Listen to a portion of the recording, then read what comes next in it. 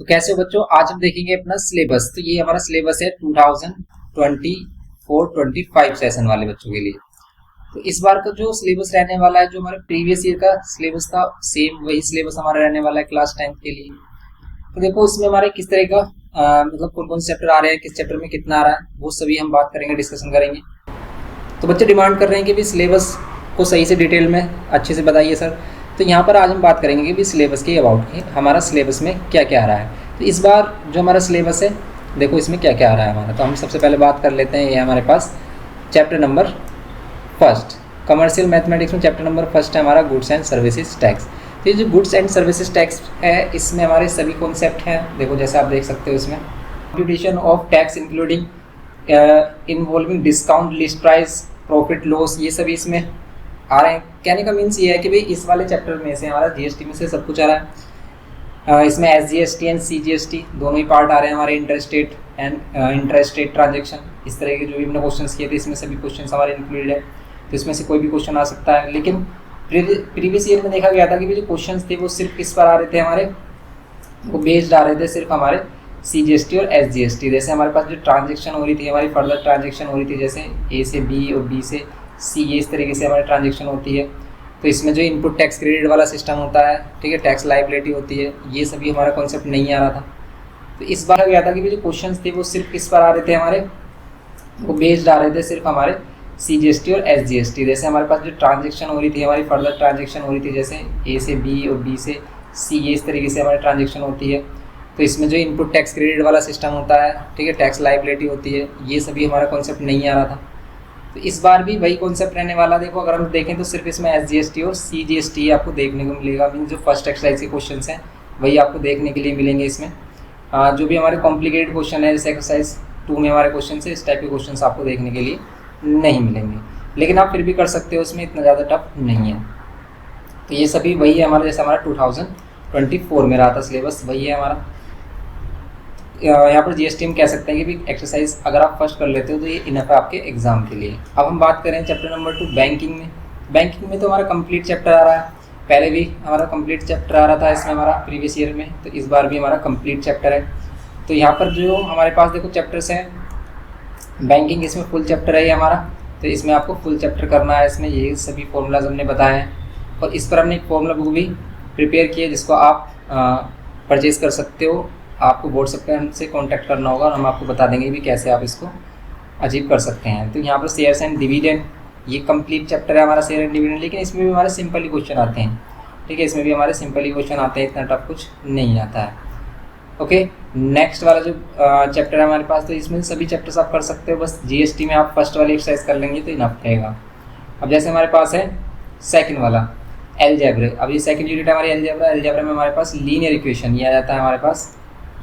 Chapter number 4 है Selena, कौन सा इसमें, लीनियर इक्वेशन। तो लीनियर इक्वेशन में हमारे पास जो सेट वाला सिस्टम था वो सिस्टम हमारा हटा दिया गया है। सिर्फ आपके पास सिंपल जो क्वेश्चंस होंगे वो कैसे होंगे, ये सिंपल क्वेश्चन होंगे हमारे पास। Linear equations in one unknown for X belongs to, जैसे नेचुरल नंबर होता है, whole numbers, integers, real number, इन सभी का हमसे नंबर्स बोले जाते हैं और उसका रिप्रेजेंटेशन बोला जाता है नंबर लाइन पर। जैसे अगर हम बात करें इसी में, तो ये algebraically and writing the solution in the set notation form। तो set notation form मतलब set की फॉर्म में हम कैसे लिखते हैं, जैसे इसमें 1 2 3 इस तरीके से आया। लेकिन जो हमारे पास इंटरसेक्शन, यूनियन, ये इस तरीके से जो इसमें ऑपरेशंस होते हैं वो नहीं आ रहे हैं। रिप्रेजेंटेशन ऑफ सॉल्यूशन और नंबर लाइन पर रिप्रेजेंटेशन है इसका, बस सिंपल। तो आप स्टार्टिंग एक्सरसाइज कर लेंगे इसमें, तो ये इनफ रहेगा। अब जैसे हम इसमें बात करें चैप्टर नंबर 5 क्वाड्रेटिक इक्वेशन में। क्वाड्रेटिक इक्वेशन में हमारे पास क्या, देखो chapter number 5 quadratic equation in one variable. Quadratic equation in one variable में हमारे पास क्या है, इसमें आप कह सकते हो सिंपल कि इसमें हमारे पास सिंपल क्वेश्चन है। देखो इसमें जो क्वेश्चन देखने को मिलेंगे आपको, सिंपल क्वेश्चन मिलेंगे। नेचर ऑफ द रूट्स से रिलेटेड क्वेश्चन जो होते हैं हमारे, नेचर ऑफ द रूट्स, इसमें 2 डिस्टिंक्ट रियल रूट्स, ये सभी हमने बताया है आपको कि भाई क्या क्या नेचर होता है, किस तरीके से हम इसे पता कर पाते हैं। तो ये सभी हमारे पास जो सिंपल क्वेश्चन है क्वाड्रेटिक इक्वेशन में वही आपको मिलेंगे। और इसमें मिलेगा आपको जैसे फैक्टराइजेशन से आप क्वाड्रेटिक इक्वेशन जिसको हम मिडिल टर्म स्प्लिटिंग कहते हैं, या फिर यूजिंग फॉर्मूला हम कैसे सॉल्व करते हैं। ओके, सिंपल क्वाड्रेटिक इक्वेशन जो वर्ड प्रॉब्लम होंगी वो सिंपल मिलेंगी आपको। फिर आ जाता है हमारा चैप्टर नंबर ये रेशियो एंड प्रोपोर्शन है 6 चैप्टर, रेशियो एंड प्रोपोर्शन 6 ये चैप्टर नंबर। लेकिन चैप्टर नंबर 5 के बाद आपका सोल्विंग प्रॉब्लम भी है, मतलब बेस्ड ऑन क्वाड्रेटिक इक्वेशन जो सोल्विंग प्रॉब्लम आते हैं वो हमारा चैप्टर नंबर 6 है। फिर इसके बाद आता है चैप्टर नंबर ये 7 आता है हमारा रेशियो एंड प्रोपोर्शन। ठीक है, तो क्वाड्रेटिक इक्वेशन पर बेस्ड सोल्विंग प्रॉब्लम है, तो उसमें आपके सिंपल ही क्वेश्चन आएंगे, हमारे टफ क्वेश्चन नहीं होंगे। ओके, अब चैप्टर नंबर जो हमारा 7 आता है रेशियो एंड प्रोपोर्शन, तो रेशियो एंड प्रोपोर्शन में देख लेते हैं क्या होगा। रेशियो एंड प्रोपोर्शन की अगर हम बात करें तो इसमें हमारे पास देखो, इसमें रेशियो वाला पार्ट हटा दिया गया है, सिर्फ प्रोपोर्शन से पार्ट है, जैसे proportion, continued proportion, mean proportion, component, dividend, alternate, ये सभी property, direct simple applications on proportion only. तो ये सभी प्रॉपर्टीज़ वगैरह हमने अपनी फॉर्मूला बुक में डाली हुई है। अब बहुत ही जल्द हम लेटेस्ट फॉर्मूला बुक रिलीज़ करने वाले हैं, लॉन्च करने वाले हैं, तो आप उसको परचेज़ कर सकते हो। इसलिए थोड़ा सा वेट करना होगा आपको, बस वो उसमें कुछ वर्क रह रहा है और वो कंप्लीट होते ही हम उसको लॉन्च करेंगे और आपको इन्फॉर्म किया जाएगा। उसमें आपको लेटेस्ट सभी चीज़ें मिलेंगी और वो आपको डिजिटली मिलेगी। ओके, अब इसमें देखेंगे रेशियो प्रोपोर्शन के बाद आता है हमारा chapter number 8 remainder and factor theorem, जिसको हम फैक्टराइजेशन ऑफ पॉलिनोमियल कहते हैं। फिर रिमाइंडर एंड फैक्टर थ्योरम, जिसमें हम factor theorem, remainder theorem, factorisation in polynomial, और फिर वो हमारे क्या आ जाते हैं जैसे क्यूबिक पॉलिनोमियल का कंप्लीट फैक्टराइजेशन, ये सभी इसमें करते हैं। और इसमें ये देखो बोला गया है कि नॉट एक्सीड डिग्री 3, कोई भी पॉलिनोमियल जिसकी डिग्री 3 से ज़्यादा हो वो सभी नहीं आएंगे इसमें, सिर्फ पावर 3, मैक्सिमम पावर 3 वाले ही पॉलिनोमियल जिसमें आते हैं, उसी से रिलेटेड क्वेश्चंस आते हैं यहाँ पर। अब अगर हम बात करें इसमें चैप्टर नंबर 9 मैट्रिसेस की, चैप्टर नंबर 9 मैट्रिसेस है ये हमारा चैप्टर नंबर 9। ओके, मैट्रिसेस में वही हमारे simple question, order of matrices, compatibility of addition, multiplication, null matrix, identity matrix, addition and subtraction, ये सभी रूल आपको करने होंगे मैट्रिसेस में। नेक्स्ट देखते हैं इसमें हम, तो यहाँ पर आ जाते हैं हम इसके मल्टीप्लिकेशन, आपको पता होना चाहिए मैट्रिसेस में मल्टीप्लिकेशन। ठीक है, तो मल्टीप्लिकेशन ऑफ मैट्रिसेस ये सभी आते हैं हमारे, सिंपल रूल है। तो मैट्रिसेस तो कंप्लीट चैप्टर आता है हमारा, इसमें कुछ भी डिलीट नहीं है। ओके, फिर हम नेक्स्ट बात करें एपी को, चैप्टर नंबर 10, सेलिनम चैप्टर नंबर 10 है, और जो अदर बुक है उसमें चैप्टर नंबर 10 और 11 एक साथ मर्ज कर दिया गया है। तो यहाँ पर ये अर्थमेटिक प्रोग्रेशन, अर्थमेटिक प्रोग्रेशन के भी सिंपल क्वेश्चंस होंगे हमारे, सिंपल क्वेश्चन। लेकिन जो इसमें एक्सरसाइज 10D है हमारी, एक्सरसाइज 10D है, उसके क्वेश्चंस नहीं आते, जिसमें आपको वो कहता है कि भी एपी की 3 टर्म्स है, जिसको हम A - D, A और A+D करके इस तरीके से सेलेक्ट करते हैं स्पेशल टर्म्स। अगर वो कहता है कि 4 टर्म्स हैं तो उनको हम इस तरीके से सेलेक्ट करते हैं, A - D और फिर यहाँ पर A+D, A+3D, इस तरीके से सेलेक्ट करते हैं। ये स्पेशल जो टर्म्स वाले क्वेश्चन होते हैं ये नहीं आते हैं हमारे, तो ये सभी आपको नहीं करने हैं, तो सिंपल क्वेश्चन ही करने हैं इसमें एपी में। ऐसे जीपी में भी जो भी हमारे होंगे वो सिंपल ही क्वेश्चन करने हैं एपी और जीपी में। अब इसमें हम बात करते हैं नेक्स्ट चैप्टर जो है हमारा 11-12 चैप्टर है कोऑर्डिनेट ज्योमेट्री सेलिना में, लेकिन 11 चैप्टर कर दिया गया है ये जो अदर बुक है हमारी। तो अब इसमें हम कोऑर्डिनेट ज्योमेट्री में बात करें रिफ्लेक्शन की, रिफ्लेक्शन चैप्टर है हमारा। ठीक है, जैसे एवरग्रीन में ये चैप्टर नंबर 11 है, लेकिन हमारी जो बुक है सेलिना उसमें ये रिफ्लेक्शन है हमारा 12 चैप्टर। ओके, तो अब इसमें बात करेंगे रिफ्लेक्शन में, सिंपल वही reflection X axis Y axis, तो मीन्स ही कंप्लीट चैप्टर आ रहा है हमारा, इन्वेरेंट पॉइंट वगैरह ये सभी इसमें आते हैं, तो ये करना है आपको। फिर कोऑर्डिनेट ज्योमेट्री आ जाता है, कोऑर्डिनेट्स एक्सप्रेशन मीन्स वही section formula, mid point formula, फिर इक्वेशन ऑफ लाइन, ये सभी ये चैप्टर नंबर फिर जो नेक्स्ट है हमारा section and mid point formula, फिर इक्वेशन ऑफ लाइन, ये कंप्लीट चैप्टर आ रहे हैं हमारे। ओके, इक्वेशन ऑफ लाइन में आपको सभी चीज़ें मिलेंगी देखने को इक्वेशन ऑफ लाइन में। यहाँ पर स्लोप, इंटरसेप्ट, फॉर्म, ये सभी आपको करने हैं इसमें। ओके, तो ये सभी आपको करने हैं, सिंपल ये है हमारा कॉन्सेप्ट, ये सभी आपको करना है। Chapter number 14 equation of line complete होगा हमारा। ओके, अब हम नेक्स्ट बात कर लेते हैं इसमें ज्योमेट्री में। ज्योमेट्री में हमारा क्या मिलेगा आपको, देखो ज्योमेट्री में सबसे पहले सिमिलैरिटी आ जाता है, तो सिमिलैरिटी में वो कंप्लीट चैप्टर आ रहा है 15 हमारा, सिमिलैरिटी में कंप्लीट चैप्टर 15 होगा, जिसमें कि आपको देखने को मिलेगा ये साइज ट्रांसफॉर्मेशन, वही स्केल फैक्टर वगैरह जिससे कि हम साइज ट्रांसफॉर्मेशन करते हैं। और फिर इसमें कुछ और पॉइंट्स हैं, जैसे कि यहाँ पर कह सकते हो आप कि ये वाला कंपैरिजन विद कॉन्ग्रुएंसी, ये इसके रूल्स ऑफ सिमिलैरिटीज़ वगैरह, ये सब भी आपको कंप्लीट चैप्टर करना है इसमें। ओके, तो कंप्लीट चैप्टर करना है ये आपको। अब देखते हैं इसमें हम नेक्स्ट चैप्टर लोकी, इसको लोकी लोसाई कुछ भी बोल देते हैं हम, इस तरीके से बोलते हैं। तो ये वाला चैप्टर भी हमें इसमें सिर्फ सिंपल क्वेश्चन करने हैं, प्रूफ वाले क्वेश्चन नहीं करने हैं। जितने भी प्रूफ वाले क्वेश्चन हैं वो सभी नहीं आएंगे, इसलिए प्रूफ वाले क्वेश्चन इसमें नहीं करने हैं लोकस चैप्टर में, ठीक है। तो ये लोकस चैप्टर है हमारा, इसमें नहीं करने हैं आपको क्या, प्रूफ वाले क्वेश्चन। इसमें सिंपल ही क्वेश्चन होंगे हमारे, जैसे इसमें बताया भी है कि locus of a point at a fixed distance from a fixed point is a circle with fixed point as a centre. तो ये सब कंप्लीट चैप्टर करना है, सिर्फ प्रूफ वाले क्वेश्चंस मत करना, जितने भी इसमें प्रूफ वाले क्वेश्चंस हैं वो सभी नहीं होंगे। ओके, तो इसमें आप प्रूफ वाले क्वेश्चन नहीं करना है, सिंपल बस आपको कंस्ट्रक्शन बेस्ड क्वेश्चन करने हैं। और इस पर अगर आप बोलोगे तो भी बुक वाइज इसमें चैप्टर वाइज आपको बताया जाएगा कि कौन से क्वेश्चन आपको करने हैं, कौन से क्वेश्चन नहीं करने हैं। तो आप कमेंट करके बताना कि आपको बुक वाइज चाहिए, लेकिन अभी अगर आप देखना चाहते हो तो आप ओल्ड लेक्चर हमारा देख सकते हो इस पर, इसमें मैंने बुक वाइज बताया कि भाई क्या चैप्टर आ रहे हैं, चैप्टर में से कौन से क्वेश्चन आ रहे हैं, कौन से नहीं आ रहे हैं। सर्कल वाले में देखो आप, सर्कल वाले चैप्टर में एंगल प्रॉपर्टी बेस्ड क्वेश्चन आते हैं इसमें भी, ठीक है। तो एंगल प्रॉपर्टी बेस्ड क्वेश्चन आते हैं, कंप्लीट चैप्टर करना है। सिर्फ इसमें जो हमारे प्रूफ हैं थ्योरम्स के वो नहीं करने हैं, लेकिन बुक के अंदर जो प्रूफ क्वेश्चन है वो सभी करने हैं, क्योंकि बच्चों का डाउट रहता है कि इस बार प्रूफ वाले क्वेश्चन आ रहे हैं नहीं आ रहे। तो प्रूफ वाले क्वेश्चन आ रहे हैं, लेकिन थ्योरम का प्रूफ नहीं बोला जाता है, ठीक है। तो थ्योरम का प्रूफ नहीं करना है आपको, प्रूफ वाले क्वेश्चन जरूर करने हैं। ओके, तो इसमें साइक्लिक प्रॉपर्टी पे बेस्ड ये क्वेश्चन हैं, ये सभी करने हैं आपको। कंप्लीट फुल चैप्टर करना है, सिर्फ जो प्रॉपर्टीज है, जो थ्योरम्स हैं उनका प्रूफ नहीं करना है। ओके, अब इसमें हम बात करते हैं नेक्स्ट आ जाता है इसमें tangent and intersecting code. Okay, tangent and intersecting code मतलब tangent and secant.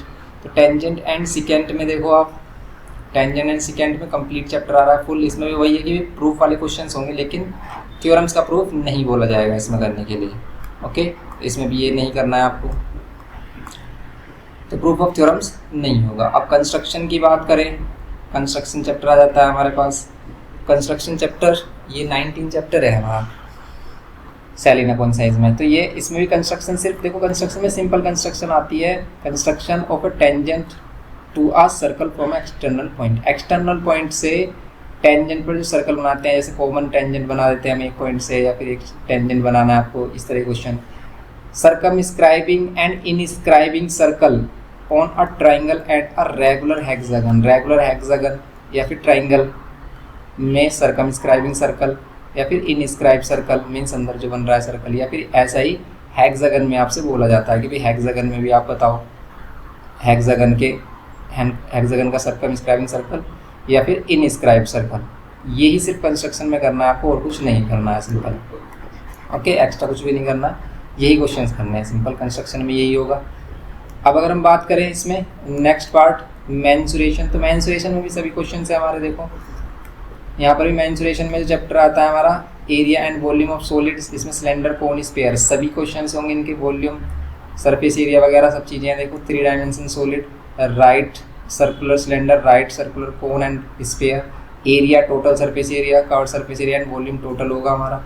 Direct application of problem including cost inner and outer surface. तो कॉम्बिनेशन ऑफ सॉलिड्स भी इंक्लूडेड है इसमें। कॉम्बिनेशन ऑफ सॉलिड मीन्स जिसमें 2 solids को, means 2 shapes को join कर दिया जाता है। जैसे कि भी वो कह देता है कि भी सिलेंडर है, उसके ऊपर साइड में हेमिस्फीयर्स है, या फिर कोन है, यहाँ पर सिलेंडर है उसके ऊपर कोन है, इस टाइप से, या फिर कोन है और ये हेमिस्फीयर है, ठीक है। इस तरीके के क्वेश्चंस जिसमें कॉम्बिनेशन ऑफ सॉलिड्स होता है, ये सभी आते हैं। और ये फ्रस्टम वाला तो भूल ही जाओ, बच्चों को याद भी नहीं है कि फ्रस्टम किसे कहते हैं। वैसे फ्रस्टम ये शेप होती है जिसमें क्या होता है, कोन को कट कर दिया जाता है, ये बाल्टी वाली शेप, लेकिन ये नहीं आता है हमारा। ओके, ये नहीं करना है आपको, तो इसे फ्रस्टम बोलते हैं, तो ये बिल्कुल नहीं करना। आप तो बच्चे भूल भी गए हैं किसे बोलते हैं फ्रस्टम। अब बात आ जाती है ट्रिग्नोमेट्री की। ट्रिग्नोमेट्री में क्या आ रहा है, ट्रिग्नोमेट्री में भी सिंपल क्वेश्चन है। देखो ये जो आइडेंटिटी हमारी, आइडेंटिटी पर बेस्ड जो प्रूफ वाले क्वेश्चन होते हैं, इसमें आपको जो स्टैंडर्ड एंगल है वही क्वेश्चन करने हैं, जो हमारे नॉन स्टैंडर्ड एंगल फाइंड करने वाले क्वेश्चन है वो नहीं करने। हाइट एंड डिस्टेंस में सिंपल क्वेश्चन है, सिर्फ 2 ट्राइंगल का कॉम्बिनेशन है, सिर्फ वही क्वेश्चंस करने हैं। मोर देन 2 ट्राइंगल्स वाले क्वेश्चन नहीं करने हैं इसमें। ये बोल रहा है इसमें कि हाइट एंड डिस्टेंस में solving 2D problems involving angle of elevation and depression using trigonometrical table. ठीक है, तो इसमें ट्रिग्नोमेट्रिकल टेबल का इसमें यूज़ हो जाता है, बस मीन्स इसमें नॉन स्टैंडर्ड एंगल आ जाते हैं, तो इसलिए आपको चार्ट आना चाहिए पढ़ना, क्योंकि चार्ट मिलेगा तब आप टेबल से वैल्यू निकालोगे जब आपको टेबल आता होगा रीड करना। तो ये सभी बताया हमने कि कैसे हम वैल्यू निकालते हैं।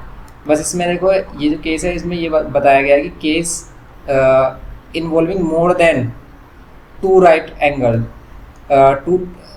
ट्रायंगल्स एक्सक्लूडेड, मतलब more than two right angle triangles नहीं आते, मतलब दो से ज़्यादा ट्रायंगल का कॉम्बिनेशन नहीं आएगा, टू ट्रायंगल से कॉम्बिनेशन वाले ही क्वेश्चंस आएंगे हाइट एंड डिस्टेंस में। जब आप इसको करोगे अच्छे से तब आपको समझ में आ जाएगा कि भाई ये क्या है। अगर आपने अभी नहीं किया तो आपको ये कम समझ में आएंगी बातें, लेकिन जब आप इसको कर चुके होगे चैप्टर को तब आपको पता चल जाएगा, क्योंकि मोर देन टू ट्रायंगल से कॉम्बिनेशन भी आ जाता है हाइट एंड डिस्टेंस में।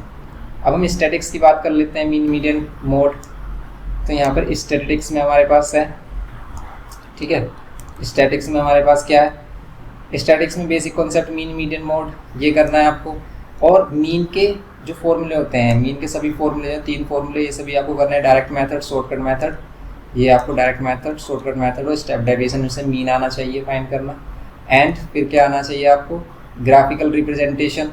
ग्राफिकल रिप्रेजेंटेशन में हिस्टोग्राम वगैरह का यूज़ करना है आपको, तो हिस्टोग्राम से मोड वगैरह निकालते हैं हम, less than and more than हो गए, कर्व, ये सभी आना चाहिए। Finding the mode from the histogram, histogram से मोड फाइंड करना पर प्रोटाइल एंड लोअर प्रोटाइल एंड मीडियन, ये सभी हम ओगिव कर्व से निकालते, तो ओगिव कर्व से हम इनको करते हैं। ठीक है, ये आता है हमारा, सिंपल है ये हमारा। अब इसमें लास्ट चैप्टर जो है हमारा क्या है, प्रोबेबिलिटी है। तो लास्ट चैप्टर हमारा क्या है, प्रोबेबिलिटी है। प्रोबेबिलिटी में देखो क्या क्या आता है इसमें, अगर हम प्रोबेबिलिटी की बात करें तो प्रोबेबिलिटी में सिंपल क्वेश्चन है। प्रोबेबिलिटी में क्या है हमारे, सिंपल क्वेश्चन है। जैसे आप सिंगल इवेंट्स वाले क्वेश्चन मिलेंगे आपको, प्रोबेबिलिटी में आपको क्या मिलेंगे, सिंगल इवेंट्स वाले क्वेश्चन मिलेंगे, जिसमें ये बता भी रहा है। देखो कार्ड वाली प्रोबेबिलिटी हटा दी गई है, कार्ड वाली जो भी प्रोबेबिलिटी थी अब आपको वो क्वेश्चन नहीं आते हैं कार्ड वाले, तो और भी ईजी हो गया। रैंडम एक्सपेरिमेंट में sample space, events, definition of probability, simple problem on single event, single event पर ही क्वेश्चन आते हैं हमारे। ठीक है, जैसे एक डाइस को रोल कर दिया, एक कॉइन को रोल किया, वैसे इसमें 2 कॉइन्स वाला सिस्टम भी आ जाता है। तो ये सिंपल क्वेश्चन हमारे इसमें आते हैं। प्रोबेबिलिटी में सिंपल ही क्वेश्चन मिलेंगे आपको, कोई भी टफ क्वेश्चन नहीं मिलेगा सिंगल इवेंट वाले। ओके, तो बस यही था हमारा सिलेबस। तो ये कंप्लीट सिलेबस है हमारा 2024-25 सेशन वाले बच्चों के लिए। तो बिल्कुल सेम आप कह सकते हो कि जैसे 2024 में था वही सेम है, कोई भी चेंजेस नहीं किए गए हैं। जो पहले आ रहा था हमारा अभी भी वही टॉपिक्स इसमें आ रहे हैं। ओके, तो बस आपको इन्हीं की ही प्रैक्टिस करनी है। मिलते हैं नेक्स्ट लेक्चर में। वीडियो इन्फॉर्मेटिव लगे तो प्लीज़ लाइक, शेयर और सब्सक्राइब करना। Thanks for watching.